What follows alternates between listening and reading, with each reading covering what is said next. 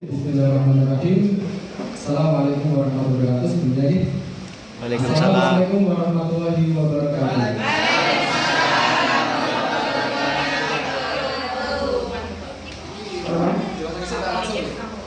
Dan kali ini dari kelompok Jerowan ini langsung saja di talkshow-nya.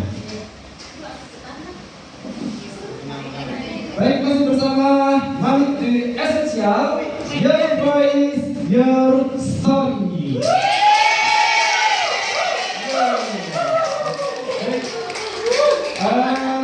Bapak operator masih tampilkan dari dulu ya, Pak Murid. Baik, pagi hari ini kita berjumpa dengan Bapak Ibu Sehat. Selamat pagi Bapak Ibu. Assalamualaikum. Baik, perkenalan dulu ya. Sama kita hari ini kedatangan tiga tamu Bapak Ibu Guru Hebat.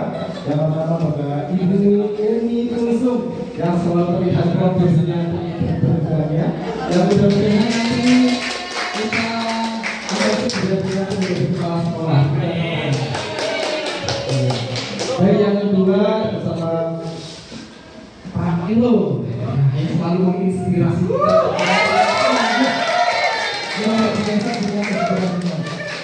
Dan yang ketiga, yang tidak kalah terkenalnya sudah di mana udara bersama Ibu Ribeyanti.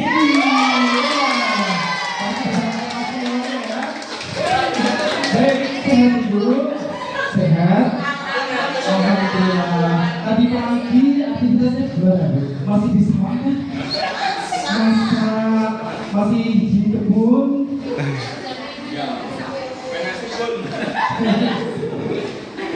Untuk hari ini saya liburkan kebunnya kemarin dan aku berdasarkan dari Pak Indra dari Pak Sama. Jadi sangat Persiapan dari siap ya. Semangat. Semangat. Baik Bapak Ibu download book ya, jangan dilihat covernya ya. Bapak Guru ini sangat hebat sekali dalam mendidik putra putri untuk menjadi generasi yang luar biasa. Baik, masih bersama Malik di Essential. Your voice, your story. Baik, hari ini kita akan berbincang mengenai pembelajaran KKA ya dia.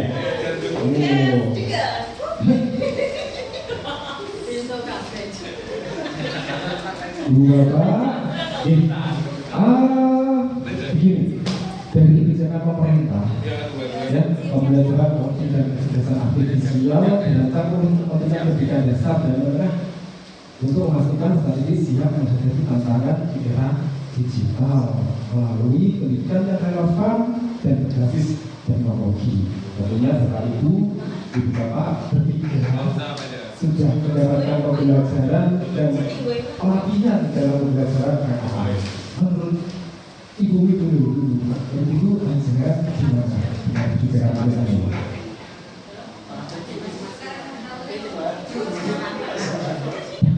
Terima kasih Bapak Malik. Bapak Ibu semua hadirin yang berbahagia, sebelumnya izinkan saya bertanya dulu deh. Saya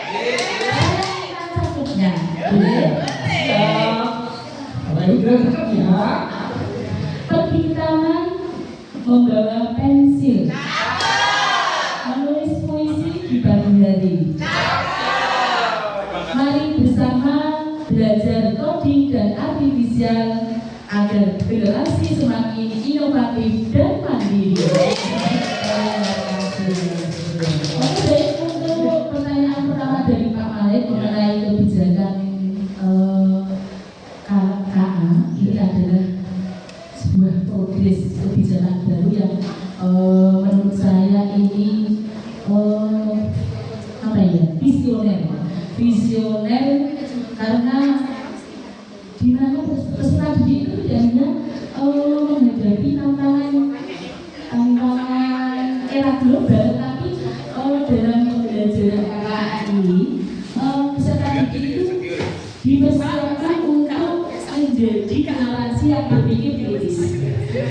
yang berpikir kritis, kreatif, inovatif, dan kemudian mereka bisa berpikir sistematis dilatih sejak dini. Jadi dulu ketika zamannya kita hal-hal seperti ini kan kita bisa beroleh, kita kenal itu ketika sudah di SMA, di akhirnya bukan di perguruan tinggi. Tapi sekarang pemerintah sudah membuat program baru yang sungguh sangat luar biasa, yaitu mata pelajaran baru coding dan kecerdasan artifisial. Nah, kita sesama menjadi guru, Bapak Ibu ya, selama 3 bulan ini sudah dilatih. Walaupun 3 bulan itu bukan waktu yang cukup, karena belajar itu tidak terbatas ruang dan waktu, kapanpun bisa. Apalagi ini menyangkut kemajuan era digital, tidak ada batasannya Bapak Ibu. Tetapi pelatihan selama 3 bulan ini bisa kita rasakan manfaatnya yang sangat mendalam. Yang pertama adalah membuka wawasan kita. Banyak sekali hal-hal yang belum kita ketahui, di sini kita bisa tahu. Banyak hal-hal yang kita miskonsepsi dengan ini dan itu, yang selama ini kita hanya berpikir sesuai persepsi kita, oh ternyata tidak seperti itu. Kemudian lagi dari masing-masing peserta pelatihan, kemudian kita bisa mendapatkan banyak sekali inspirasi yang kedepannya bisa kita implementasikan, kita adopsi untuk kedepannya kita praktekkan di sekolah masing-masing. Itu menurut saya jadi kebijakan pemerintah mengenai mata pelajaran baru KKA ini menurut saya sangat luar biasa, sesuai dengan apa yang dibutuhkan oleh zaman saat sekarang, terutama untuk siswa kita. Begitu Pak Malik.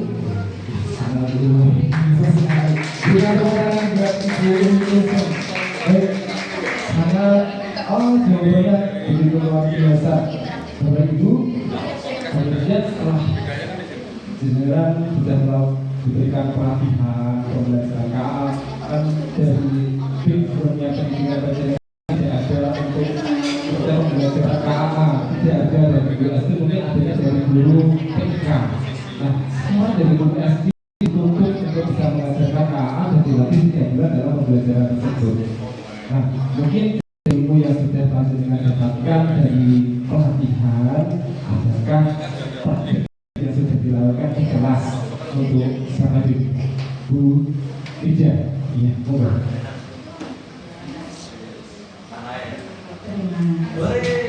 Berikan tepuk tangan Bu Ija. Ya. Benar sekali. Selama 3 bulan pelatihan KKA ini, Iya. banyak sekali manfaatnya. Biasanya kan kaget ya, berarti kalau baik bagus banget ya. Iya. Banyak sekali manfaatnya, terutama dari saya sendiri sebagai pendidik kan. KKA itu pertama kali KKA itu seperti apa? Itu masih baru bagi saya. Apalagi kan sebelumnya tidak ada ekstrakurikuler TIK ya di sekolah saya. Di samping itu, karena ada ini saya mencoba melakukannya praktek di sekolah saya. Dan kali selama 3 bulan untuk mencoba sambil belajar. Sebelum menyampaikan ke anak kan saya harus tahu itu apa. Dari pelatihan ini saya mengetahuinya, saya praktekkan di sekolah sambil belajar. Sebelum sampaikan ke anak saya malam dulu. Jadi untuk pembelajaran yang pertama itu yang saya sampaikan ke anak itu kan KKA itu untuk pemecahan masalah sehari-hari. Jadi saya tampilkan contoh dulu dari anak-anak, misalkan anak-anak bermain layang-layang. Di situ saya tampilkan gambar ada masalah apa dari gambaran tampilan itu. Jadi di situ saya anak-anak mencari mengidentifikasi masalah yang ada. Betul waktu itu yang saya ambil adalah anak-anak nanti itu yang pertama Pak. Belum sempurna, nanti yang saya tahu itu yang pertama dulu.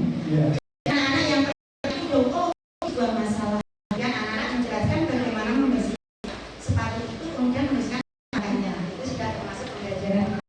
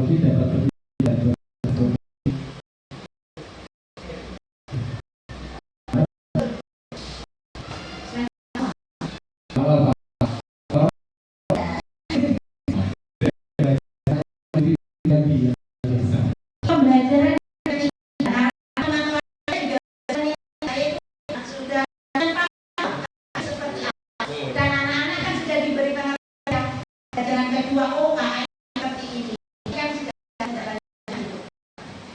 Tiga ini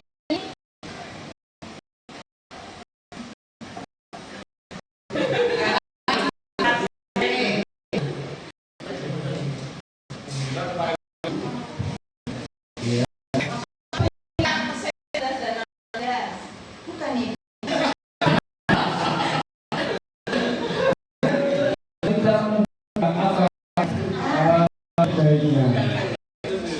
Yang ketiga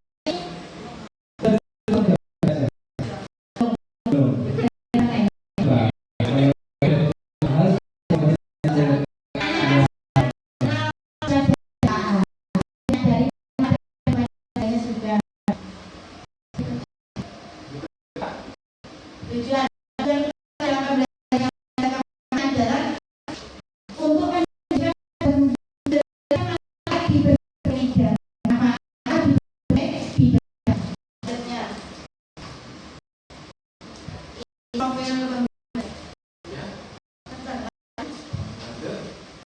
materi pembelajaran saya adalah yang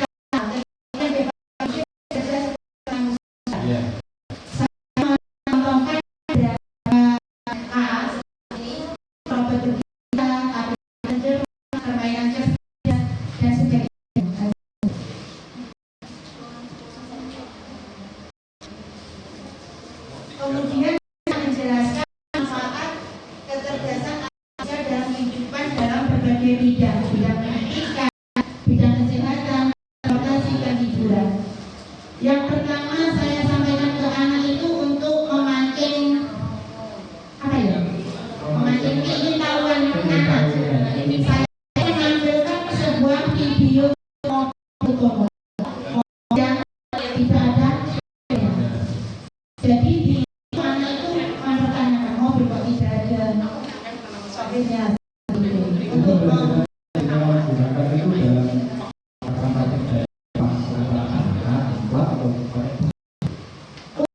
pembelajaran yang saya lakukan itu semua. Karena untuk merencanakan yang plat itu untuk sarananya kan kita harus 3 meter dari bapak ibu.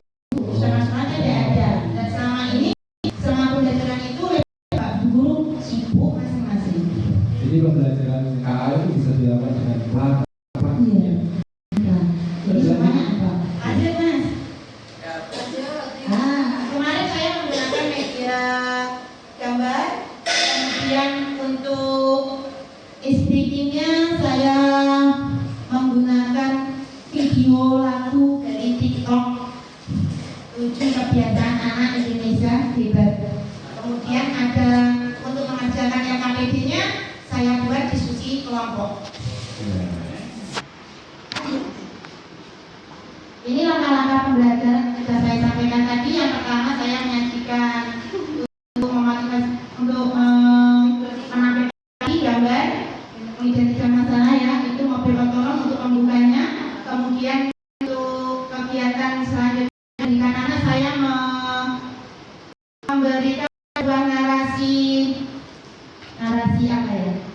Narasi tentang dilema mobil otonom. Dilemanya itu di persimpangan. Kembali ke Mas. Di persimpangan itu ada anak yang berlari, terusan kemudian ada dari arah yang berlawanan itu ada truk. Jadi kan mobil otonom itu nanti bagaimana mengambil keputusannya itu untuk menghindari anak berlari dan menghindari truk. Jadi semuanya itu pokoknya mengambil risiko seperti itu. Baik, Ibu, dari yang saya tangkap dari bagian terhadap pembelajaran itu pakai alat, gambar dengan memberikan beberapa berpikir komputasional yang terdapat pada sebuah peralatan, misalnya robot atau mobil ya. Nah, bagaimana perasaan anak itu? Waktu itu menurut saya anak itu ya, ternyata seperti itu. Di pemecahan masalah. Ya. Untuk berpikir kritisnya itu anak-anak harus dipancing. Dipancing umpannya itu dari Nah, anakku ini pelan-pelan yang namanya ya. Lanjut Mas. Mungkin kita lihat dulu untuk dari pengalaman yang lain dari mungkin pengalaman dari tadi Bu Rita sangat luar biasa beberapa pembelajaran dengan akhlak dan bukan media belajar pengenalan mengenai robot-robot yang menggunakan kecerdasan artifisial. Coba kita lihat dengan sekolah yang lain, ini berbeda antara sekolahnya Bu Rita sama sekolahnya Pak juga. Ya, terima kasih. Ya, mungkin kalau saya sendiri untuk praktik baiknya, saya bagi diri dua agenda. Yang pertama adalah agenda dengan pengimbasan melalui kombel sekolah dan kombel sekolah dan praktek langsung aja di kelas. Ya. Jadi saya membuat praktik baik ini dengan menggunakan metode STAR, yaitu dengan pertama menganalisis situasi, tantangan, aksi, dan refleksi. Jadi sebelum kita mempelajari KKA, jadi kita harus lihat situasi atau kondisi yang ada di sekolah terlebih dahulu. Apakah memang sekolah itu mampu untuk melaksanakan mata pelajaran KKA atau tidak? Dari situasi ini saya bisa mengambil 3, yaitu dari saksi peserta didik, pendidik, dan sarana dan prasarana. Jadi benar sekali dari saksi pendidik itu masih sekali ada miskonsepsi terhadap KKA. Jadi KKA itu kelihatan mata pelajaran yang syarat dengan kode atau bahasa komputer pemrograman yang tentu siswa kelas 5-6 tidak mampu menjadi seperti itu.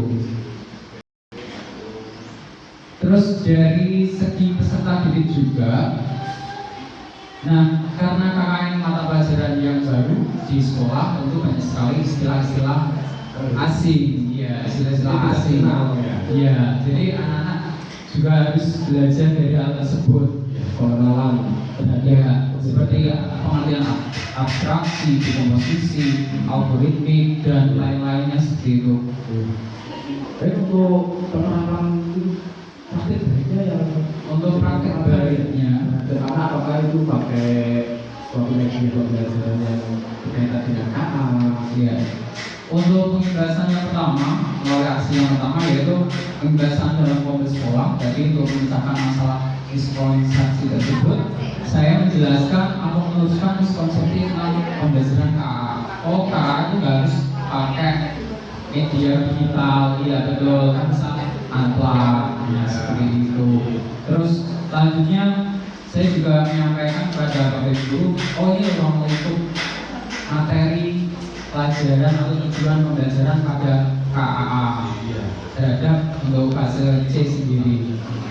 Terus selanjutnya juga saya mencoba memaparkan contoh perangkat ajar yang sesuai dengan kurikulum saat ini, yaitu kurikulum Merdeka dengan berisikan pembelajaran budaya. Jadi apa yang Carlos dan melaksanakan kegiatan dan berbagai guru yang lain itu belum tahu mengenai KA, ya karena KA yang khusus kelas 5. Mungkin untuk penerapan di muridnya bisa diterapkan. Oke, untuk pelaksanaan di kelas KA kita sendiri, untuk kegiatan persiapan tentu kita sebagai guru harus mempersiapkan perangkat ajar yang sesuai dengan ruang lingkup cabang pelajaran. Jadi sebelum saya membuat perangkat ajar tersebut, apalagi ini KA baru ya, saya tidak tahu cabang pelajarannya, tujuan pelajarannya apa. Sudah pembelajaran ya, harus lihat dulu pedoman.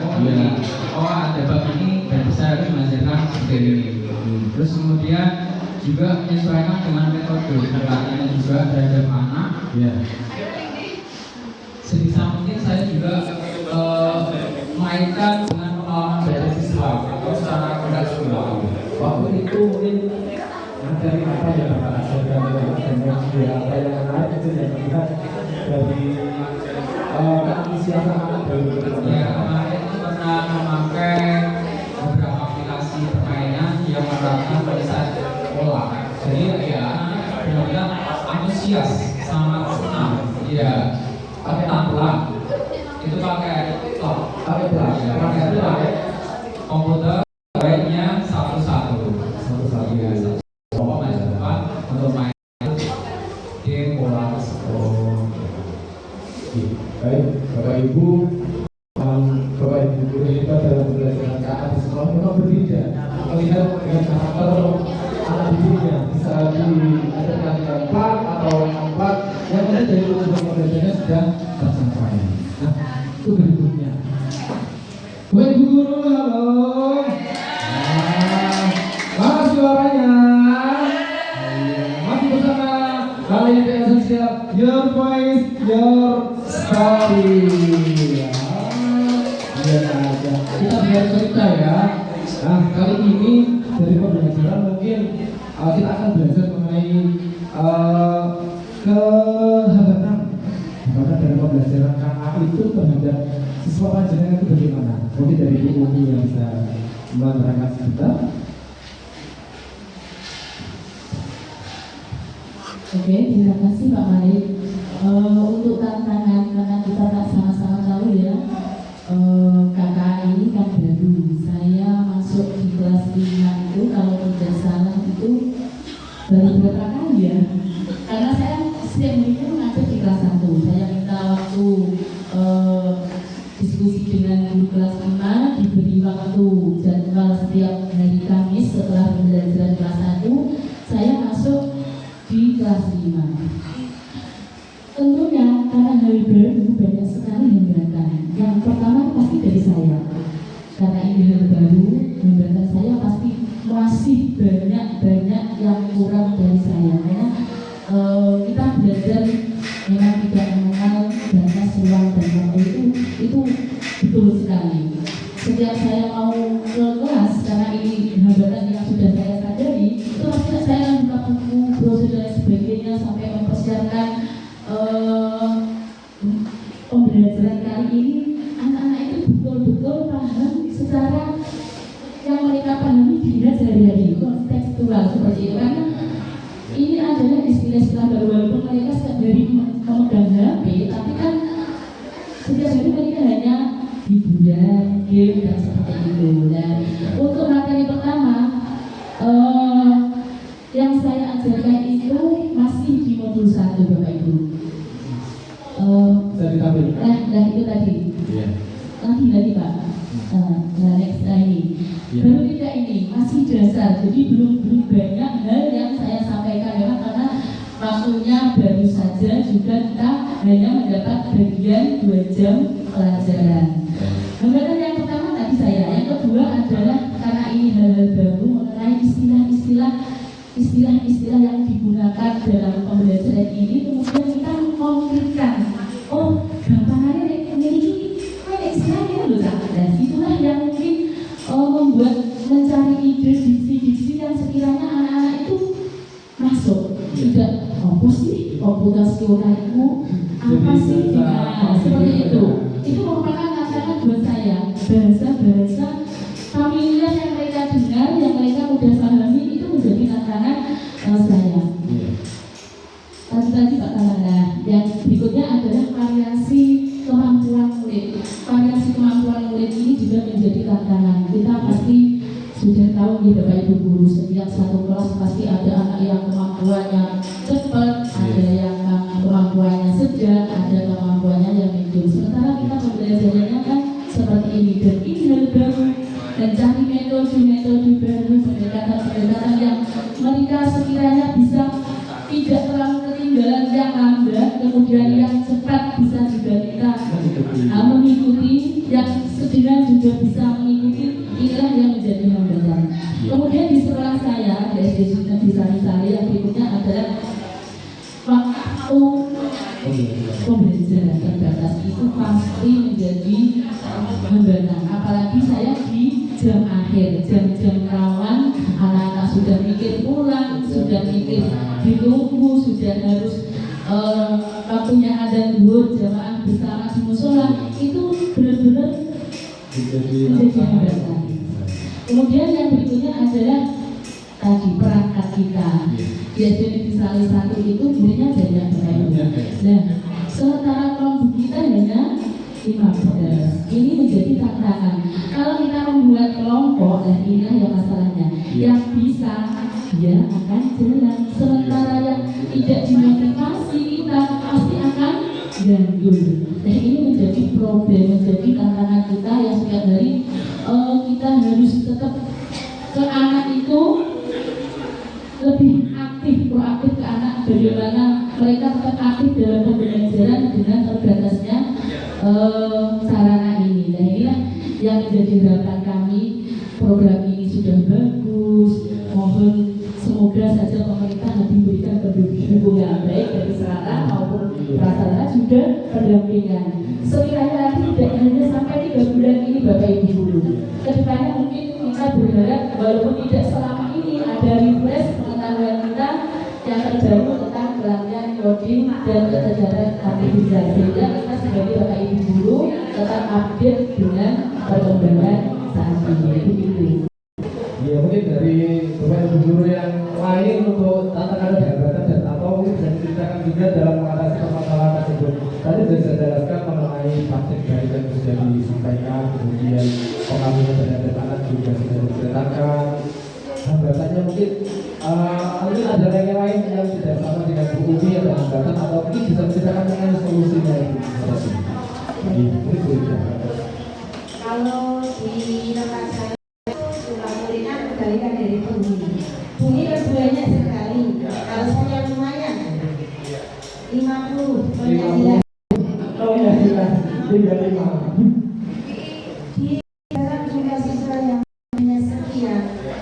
Misalnya kemarin kami terinfo dari teman-teman guru kita untuk melaksanakan anugerah yang simulasi. Sebenarnya saya juga pengen seperti itu, anak-anak lebih siap itu simulasi karena jumlah anak saya hanya 5, jadi saya kan harus memikirkan ulang kembali ke simulasi kan itu dan hambatannya. Jadi tapi saya tetap pengen ada simulasi itu.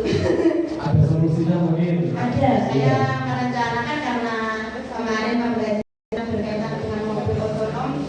Insya Allah untuk pertemuan berikutnya itu saya merencanakan sebuah simulasi bermain peran mobil otonom. Ya, nanti perannya dari anak-anak 5 tadi itu diberdayakan sebisanya pokoknya. Tapi baru rencana itu, solusinya seperti itu. Kalau waktu sama saja. Harusnya dibudidayakan dulu. Melebihi seperti yang kita kalkulasikan kita masuk. Jadi rencana itu presiden yang akan datang mungkin pakai skenario apa tadi? Simulasi. Ya seperti yang saya terinspirasi dari teman-teman wow pakai ternyata juga bisa. Bukan angklak gitu ya? Iya. Mudah-mudahan bisa terrealisasi. Ya, dan lancar dia. Ya, baik. Pemirsa, halo. Sangat luar biasa. Kosong hari ini kita bersama dengan Bapak Ibu Guru juga yang sudah kita silakan tadi praktik baiknya yang sudah diterapkan di sekolahnya masing-masing. Kita tahu bahwa pembelajaran KA itu adalah pembelajaran yang baru yang kita kenal dan berbeda dengan kita. Baik, Bapak Ibu, alhamdulillah hari ini kita belajar bahwa pembelajaran coding dan kecerdasan artifisial bukan hanya tentang teknologi, tetapi tentang menyiapkan generasi yang kreatif, kritis, dan beretika dalam menghadapi masa depan. Semoga praktik baik yang telah diberikan Bapak Ibu dapat menjadi inspirasi bagi sekolah dan untuk terus berinovasi. Kita tepuk tangan. Terima kasih Ibu Bapak telah meluangkan waktunya masih bersama Pariwisata di Esensial. Mudah-mudahan Ibu Bapak selalu kesehatan dan bisa menjalankan tugas dengan baik. Alhamdulillah. Baik, kita akhiri talkshow hari ini dengan ucapan alhamdulillah bersama-sama. Alhamdulillahirabbil alamin. Masih disponsori oleh Mineral.